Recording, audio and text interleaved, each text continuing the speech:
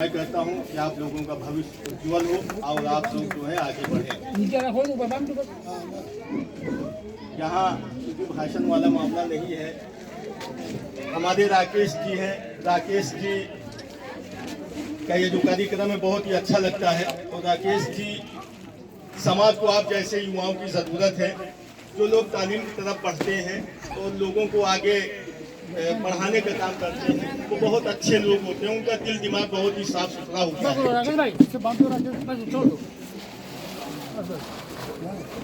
मैं सिर्फ आपको एक कहानी सुनाऊंगा, 2 मिनट की कहानी है, ज़्यादा बात करने का कोई इरादा नहीं है। जुगनू और सांप की कहानी सुना होगा आप लोगों ने। तो जुगनू भाग रहा है क्योंकि वो चमकता है और उस सांप उसको दौड़ा रहा है। तो जुगनू ने कहा कि भैया आपसे हमारी कौन सी दुश्मनी है, आप हमें खाना चाहते हैं? तो सांप ने कहा नहीं। कहीं खाना चाहते हो तो खा लो। सांप ने कहा नहीं। तो कहीं हमको दौड़ा क्यों रहे हो? तो कहीं मैं आपको इसलिए दौड़ा रहा हूं कि आप चमकते हैं और मैं चमकना नहीं देख सकता। उसी तरीके से समाज में कुछ ऐसे लोग हैं, जब आप चमकोगे तो उनको तकलीफ होगी, लेकिन आपको चमकना है और उनकी सोच को मिटाना है। उनकी सोच को मिटाना है।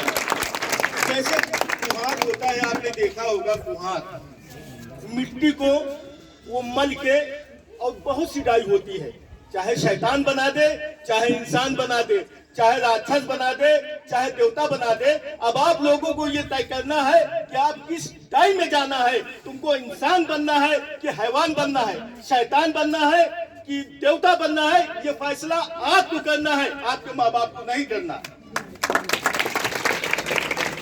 जब आप ऊंचाई पे जाओगे, ऊंचाई पे चढ़ोगे तो आप झुकोगे।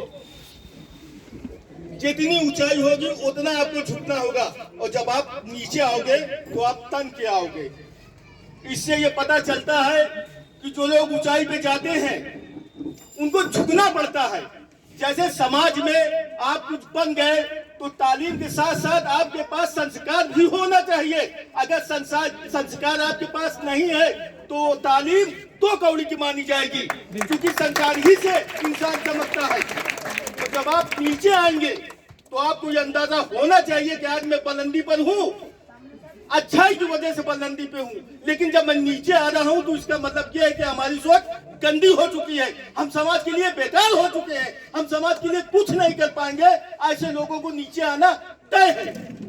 ये जो माँ बाप है आपके, ये जो आपको पढ़ाने के लिए पैसा देते हैं बेटा, ये अपनी जवानी को, ख्वाहिशों को कितना मारते हैं, इसका अंदाजा है आप लोगों को। कितनी जरूरत बाप किसी तरीके से मजदूरी करके, हर जतन करके आपकी जरूरतों को पूरा करता है कि कल समाज में आप उनके नाम को रोशन कर सके, आप समाज को रोशन कर सके, और न कि आप अपने माँ बाप के कहने पर न चलेंगे और उनकी ख्वाहिशों का गला घोट देंगे। तो इसके जिम्मेदार स्वयं आप होंगे, क्योंकि आपका भविष्य बर्बाद होगा।